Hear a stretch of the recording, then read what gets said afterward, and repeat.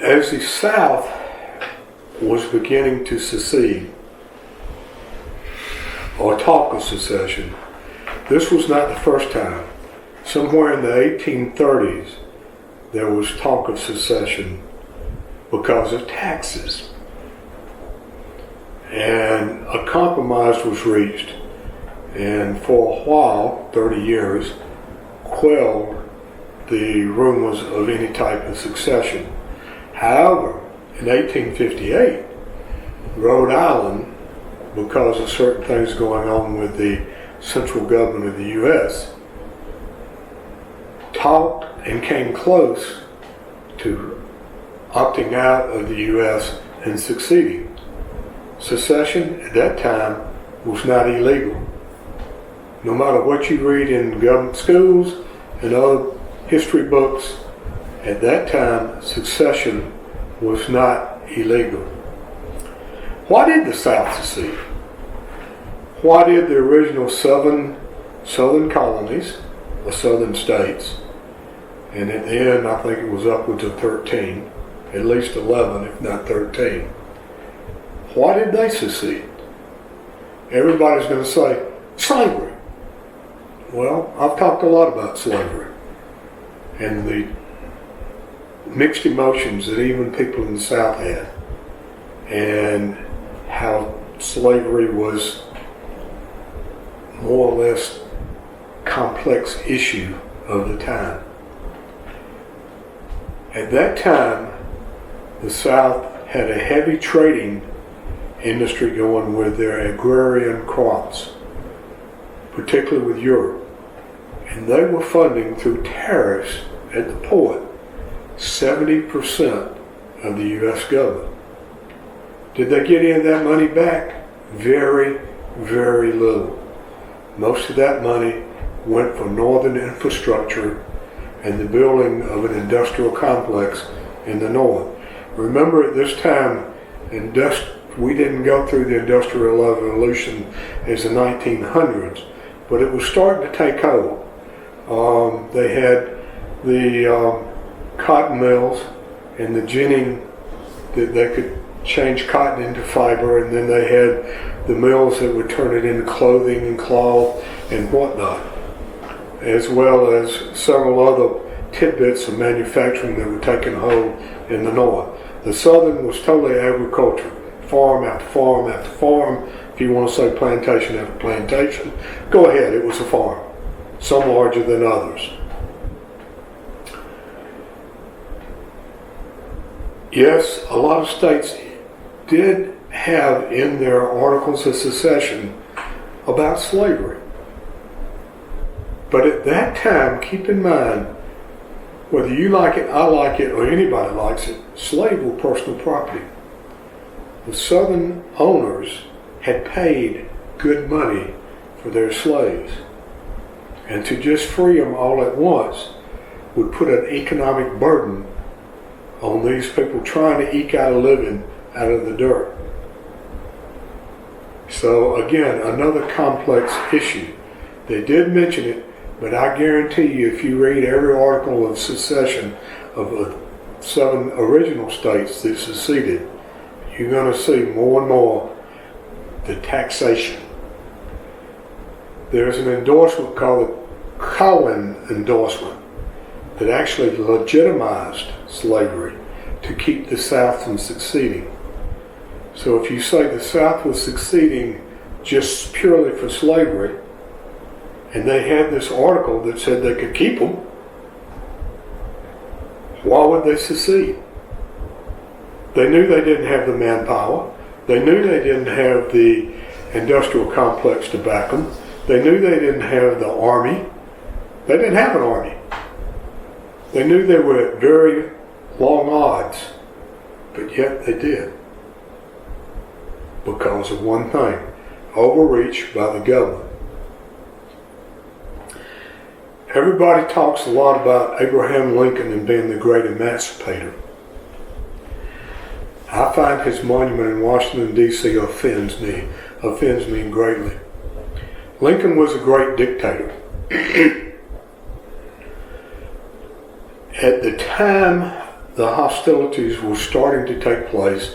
The South had made up their mind they didn't want to play anymore, and they wanted to go their own way. Again, secession was legal at the time, regardless of what you hear. It was legal, no matter how you call it. Lincoln and South Carolina and Fort Sumter became involved. South Carolina had the theory that Fort Sumter was their property. It was an island in their water. It belonged to them. They wanted control of it. They seceded. Give us our fort. Lincoln sent several ships to reinforce Fort Sumter, knowing it would antagonize the folks in South Carolina. In fact, he instigated the firing of Fort Sumter. Not only that, but when hostilities did start, he arrested a lot of legislators from Maryland, and in particular, a lot of government officials in Baltimore. Did he have the right to do that? No. He had no cause, but he did it. He ignored the Constitution. He ignored what little laws were on the books at the time. He threatened any newspaper to write anything that would write anything against him or what he was doing with military force. He did away with the right of habeas corpus, meaning you had a right to trial and all that to answer for the charges. He didn't have to charge anybody, he just took it. His Emancipation Proclamation that everybody jumps up and down about these days could not free all slaves. That's a misnomer. The Emancipation Proclamation carved out parts of Tennessee and Kentucky that were under Northern Army's control. It carved out Louisiana and parts of the Bayou because of absentee plantation owners. Absentee meaning northern gentlemen, if you will, owned the plantations and needed cheap labor, particularly for the rice plantations, and had Lincoln's ear and was also stuffing Lincoln's pocket. Politics is politics. So enough about Lincoln. He was a colonist. He ignored the Constitution, and he basically became a dictator, and those in the North were scared to say anything against him. Also, regarding the Emancipation Proclamation, he had that written at least a year before he made the proclamation, and the reason he would not bring it up is because he knew that a large part of his Union generals, if they even thought they were fighting for slavery, would have abandoned ship. Keep that in mind. Again, this is a complex issue. It's not cut and dried, the History Channel and what you hear on the nightly news and what you're taught in government schools. It's not 1, 2, 3. We proved that in the Revolutionary War. It wasn't a homogeneous effort by the people living in what is now the continental United States. There was a split from the beginning. After the trials of hostilities, or at the end of it, particularly when Sherman came through Georgia and back up through South Carolina, Sherman believed that the South should be eradicated, that the Southern people did not need to be alive. Their philosophy needed to be wiped out. Their way of life needed to be wiped out. I wear this, and I wear it in pride, because history needs to be known. In the taking over of Atlanta, Sherman's cannons wreaked havoc on Atlanta streets, but he did not fire on military and industrial complex. He fired on private individuals in neighborhoods on neighborhoods as such as they were at the time. He was firing not on the military, not on military targets, but he was firing on civilians, Southern civilians, because he wanted them eradicated. Once he left, took over Atlanta and left, he had troops of about 60,000. Keep that in mind. I live in a community of 19,000. Whole county, if it hadn't shrunk. He had 60,000. He had enough troops and support that he would have been the second largest city in the southern states next to New Orleans. His troops were not disciplined. As they came through, they burned, they robbed, they looted, they raped. And if you think they did that just to the white folk, you need to think again. A lot of these came from Ireland. And they were not treated well, particularly in New York. In fact, during the hostilities, there were riots because they were the ones being told they had to go serve. The rich whites of the North could buy themselves out of, I can't think of the term, it was technically the draft, for $300. So these Irishmen were left to fight the war that a lot of whites had bought themselves out of. When they came through with Sherman's army and came through the South, Georgia and South Carolina, they discovered that many blacks had more wealth than they ever thought about. Surprise, isn't it? Nobody thought the blacks could have wealth. But they did. And they had more wealth than these immigrants that came into this country that found themselves entrapped in the northern states. So they were not kind to blacks. They did the same thing they did to whites. Took their personal property, beat them up, burned their homes, raped the women, did whatever they wanted to. And everybody thinks that Sherman's march to the sea ended in Savannah. That's the common thought process. Oh, Sherman went to Savannah and the war was over. I'm sorry to tell you folks, it didn't end in there. Sherman turned his army north, up through South Carolina.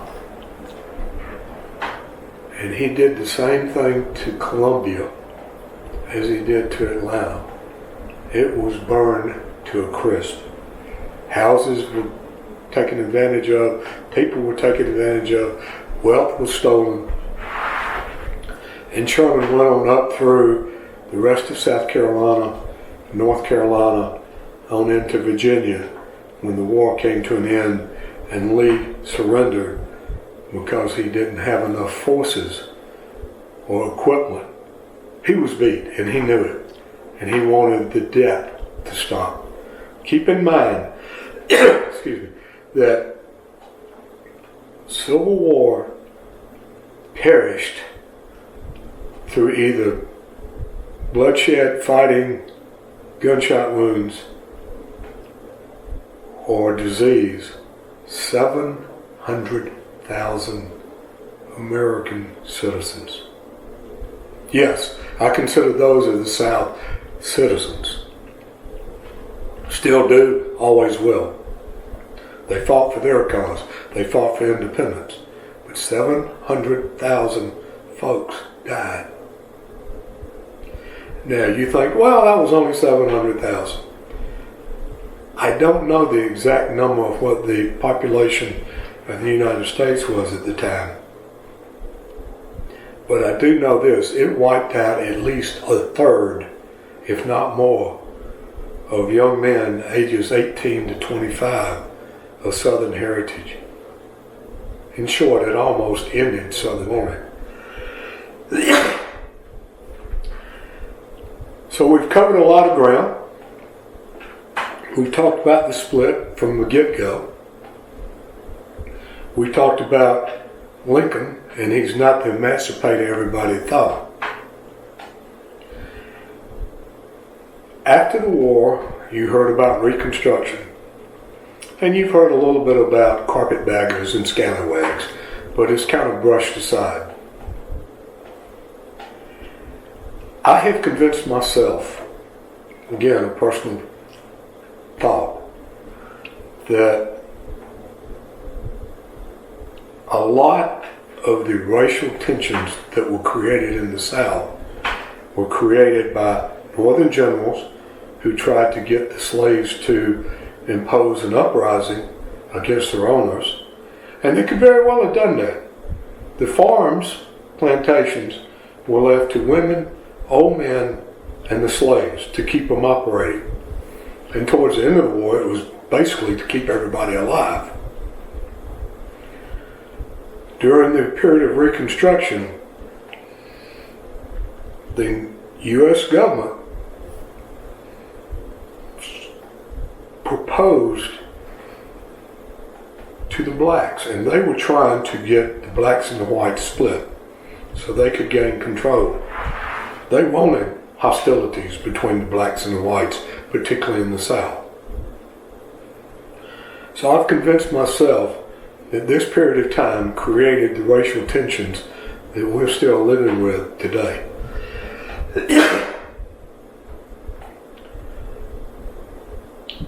The Reconstruction was not peaceful. A lot of punishment was put on people who supported the Southern cause in the Southern War of Independence, the Second War of Independence for the U.S., if you will. Their land was taken. They were taxed to death. They were taken out of political power. They were not allowed to vote.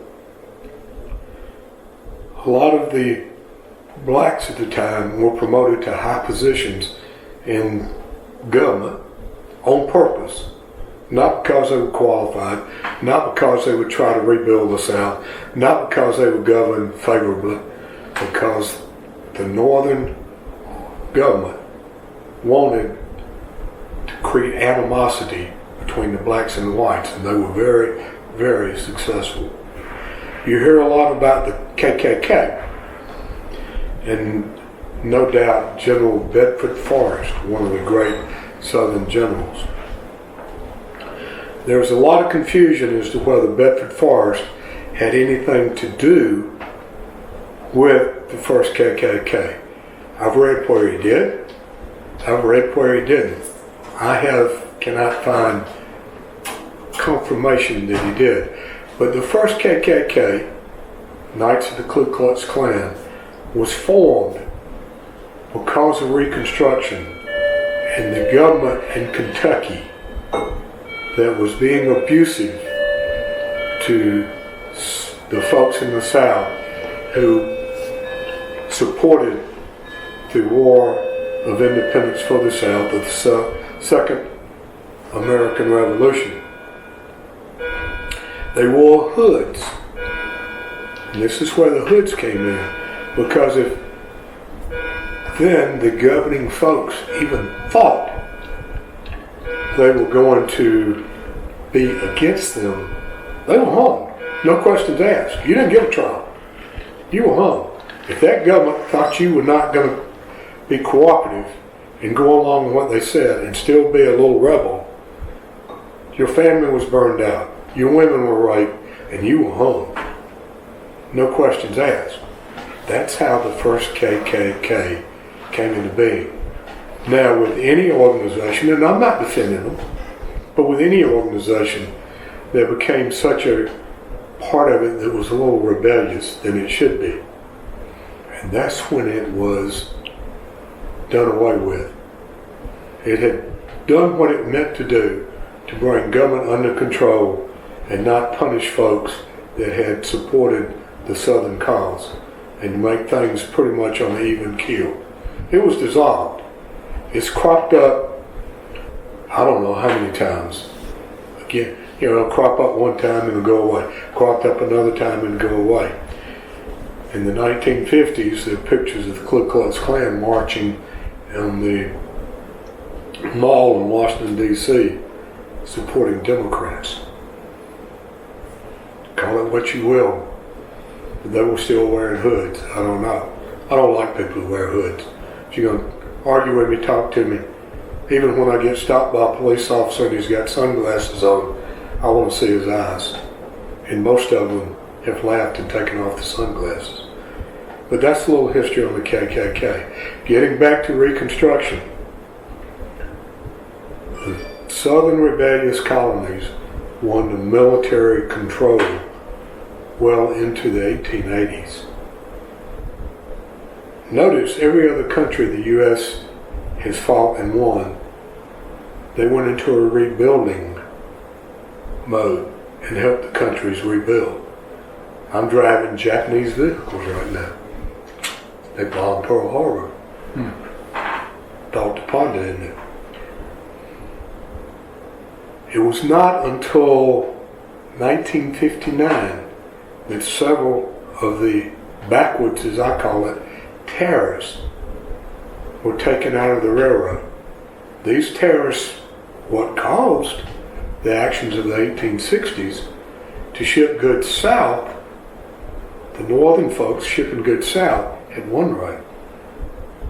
The southern folk trying to ship to the ports, whether northern or southern ports, had a separate right. 1959, think about it, was when those terrorists were finally done away with.